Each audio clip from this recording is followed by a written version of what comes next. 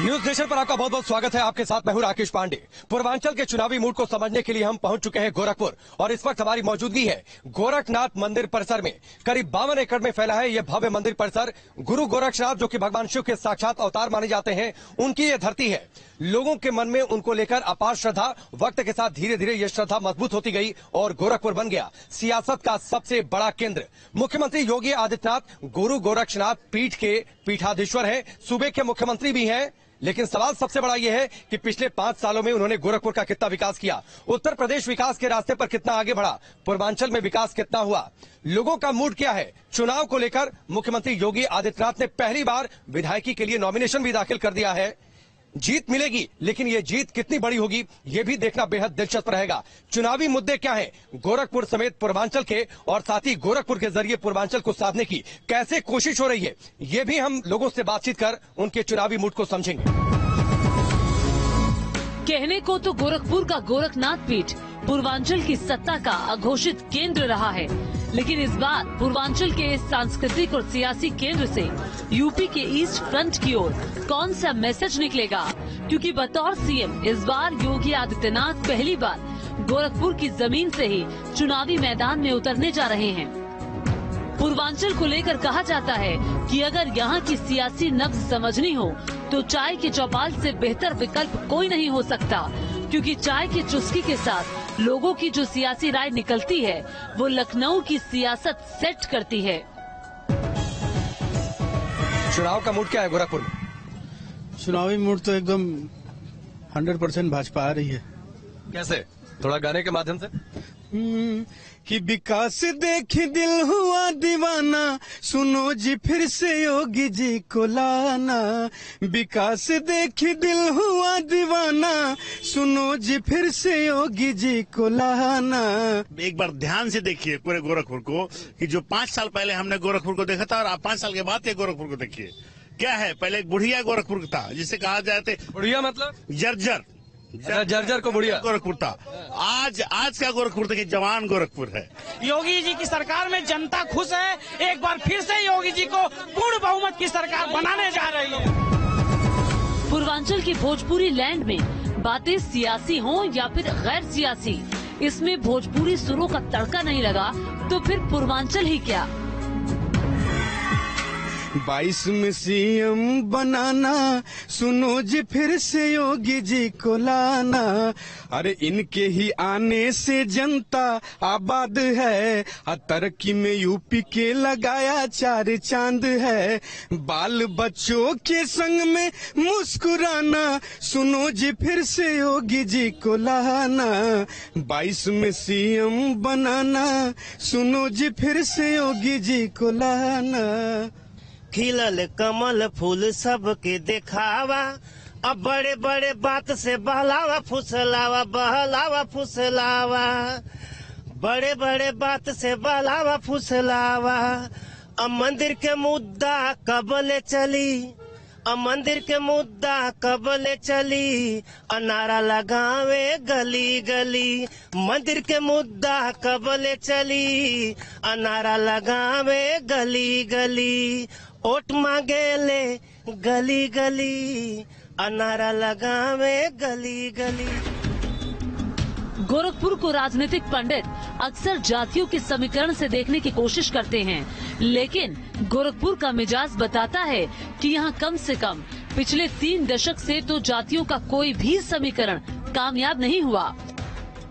पिछले 33 सालों से गोरखपुर में भगवा का कब्जा रहा है। इन 33 सालों में कुल 8 चुनाव हुए, जिनमें से 7 बार बीजेपी, 1 बार हिंदू महासभा के उम्मीदवार ने योगी आदित्यनाथ के समर्थन से जीत हासिल की थी। 2017 के विधानसभा चुनाव में बीजेपी ने यूपी में सीएम चेहरे का ऐलान नहीं किया था। सिर्फ मोदी का चेहरा और मोदी मैजिक की बदौलत पूरा गोरखपुर मंडल भगवामय हो गया। गोरखपुर मंडल की 28 सीटों में से 23 पर बीजेपी का कब्जा हुआ था। अकेले गोरखपुर सदर सीट की बात करें, जहां से इस बार सीएम योगी आदित्यनाथ खुद चुनावी मैदान में हैं, उस गोरखपुर सदर सीट पर भी जातियों का मिला जुला समीकरण है, लेकिन हर समीकरण पर योगी आदित्यनाथ का फैक्टर भारी नजर आता है। क्यों? इसकी वजह समझने के लिए आपको गोरखपुर शहर से थोड़ी दूरी पर मौजूद वनटांगिया गांव लिए चलते हैं। साथे साथे दिया लाया वसवासिया में जियो, साथे साथे दिया ला शौचाला वासिया में जी, साथे साथे दिया ला शौचाला वासिया में जी, साथे साथे दिया ला शौचाला वासिया में जियो, साथे साथे दे देला रोटा वासिया में जी। घर बन गईल और शौचालय बन गए, रोड बन गईल, हमन के राशन मन। कब बना ये सब, कब बना? सन 2021 17 में। 17 के बाद बना है? पहले नहीं था कुछ नहीं था, हम लोग तो झोपड़ी में थे। हमारे गांव में झोपड़ी थी, तभी हमारे गांव में बाबा सीएम आते थे। हम लोग के बाल बच्चे के मिठाई प्रसादी भूजा हर चीज आते थे, हम लोग को देते थे। यहाँ पर कोई भी कमी नहीं, ज्यादा दिन सीएम बने हैं फिर भी आते हैं, हम लोगों के लिए बहुत कुछ यहाँ किए हैं। पेंशन भी मिलती है? पेंशन मिलाला। कितनी पेंशन मिलती है? 1500 मिलाला। आजाद हिंदुस्तान के सामने वनटांगिया गांव एक ऐसा उदाहरण है जहां आजादी के बाद के 65 साल भी विकास को इस गांव तक पहुंचाने के लिए कम पड़ गए। वनटांगिया गांव अंग्रेजों के शासनकाल में 1918 में बसाया गया था, लेकिन पहली बार इस गांव के लोगों को वोट डालने का अधिकार पिछले साल पंचायत चुनाव में मिला। 4 साल पहले तक ये गांव राजस्व ग्राम के तौर पर सरकारी रिकॉर्ड में दर्ज तक नहीं था। यही नहीं, सरकारी योजनाओं से भी इस गांव का दूर दूर तक कोई नाता नहीं था। लेकिन 2017 में योगी आदित्यनाथ की सरकार बनने के बाद वनटांगिया में सरकारी योजनाएं पहुंची और लोगों को वोट डालने का हक मिला। घर 2017 के बाद बना है। जैसे 1918 से बसे इस वनटांगिया गांव में 2017 के पहले किसी सरकार ने इस वनटांगिया गांव की सुधि नहीं ली, लेकिन 2017 में जब योगी आदित्यनाथ जी मुख्यमंत्री हुए तो वनटांगिया में सारी मूलभूत सुविधाएं जैसे जमीनों के पट्टे, आवास, बिजली, शौचालय, स्कूल, आंगनबाड़ी केंद्र। ये गांव कब से है? ये गांव तो 1918 से बसा है, वनटांगिया गांव। तो 1918 के बाद 2017 करीब करीब 99 साल में यहाँ पर कुछ नहीं हुआ?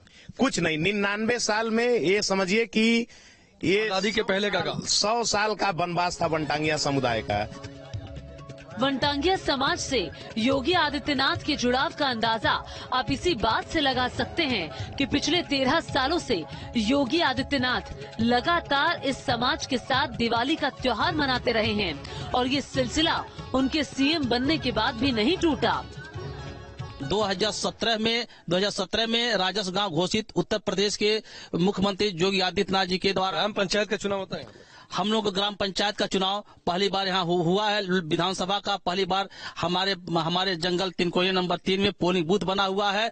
हम लोग उत्साहित हैं कि हम लोग गांव के बीच में पोलिंग बूथ बना हुआ है। 100% हम लोग अपने मतदान कर। वनटांगिया गांव पूरे देश के लिए एक उदाहरण है। हालांकि वनटांगिया गांव सीएम योगी के विकास मॉडल का इकलौता एग्जाम्पल नहीं है, बल्कि ऐसे ही उदाहरणों के चलते गोरखपुर में न तो जाति का फैक्टर पिछले 3 दशक में कामयाब हुआ है और न ही धर्म या फिर संप्रदाय का इक्वेशन। तो बाबा फिर चुनाव लड़ रहे हैं यहाँ से? पूरा जनता वनटांगिया बाबा फिर वोट दे के जीते हैं। फिर वोट देके जीते हैं।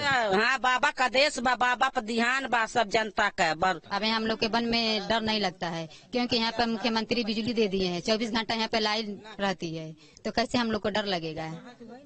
हम मंत्री हो तो योगी आदित्यनाथ जैसे। पहले गुंडा राज चलत रहा है, लेकिन अब राम राजे आ गईल बा। जब से राम राजे आ गईल तब से देश हमन के एकदम सलहंत हो गईल। गोरखपुर हिंदुओं की संस्कृति और आध्यात्म का भी बड़ा केंद्र माना जाता है और हिंदुओं के इस केंद्र की चर्चा में अगर गीता प्रेस की बात ना हो तो बेमानी लगेगी। महाभारत, रामायण और आरती की किताबों से लेकर पुराने हिंदू ग्रंथों का प्रकाशन गीता प्रेस पिछले करीब 100 सालों से करता आ रहा है। गीता प्रेस की पहचान गोरखपुर और गोरखपुर में गीता प्रेस को लेकर कालांतर में हाल फिलहाल में कई बातें हुई कि गीता प्रेस बंद होने वाला है, कई इस तरीके की अफवाहें उड़ी। देखिए, गीता प्रेस बंद होने वाला है, आपने खुद ही कहा अफवाहें उड़ी, तो अब इसका उत्तर तो आपने खुद ही दे दिया है, तो उसका उत्तर क्या दिया जाए। लेकिन ये जरूर कह सकते हैं, जब से ये अफवाहें उड़ी हैं तब से गीता प्रेस लगभग 20 करोड़ रुपए की मशीनें इंस्टॉल करा चुका है। अभी लगभग 4 करोड़ की मशीनें और हैं जो ऑर्डर में हैं, जो अप्रैल तक आने की संभावना है। ठीक है, लेकिन ये बातें कहाँ से आ गई सर?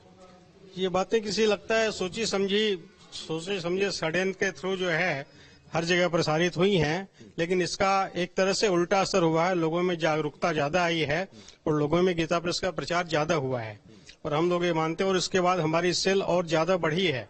हर तरफ से जो है गीता प्रेस की पुस्तकों की डिमांड कोरोना काल में भी, और इन अफवाहों के कारण से लोग वास्तविकता जानने के लिए गीता प्रेस के संपर्क में आए और गीता प्रेस के साहित्य को और विशेष रूप से अपनाया है। गीता प्रेस से अब तक लगभग 72 करोड़ से ज्यादा किताबों और ग्रंथों का प्रकाशन हो चुका है। इन किताबों में सबसे ज्यादा संख्या श्रीमद्भागवत गीता की है। गोरखपुर से राकेश पांडे के साथ टीम न्यूज़ नेशन।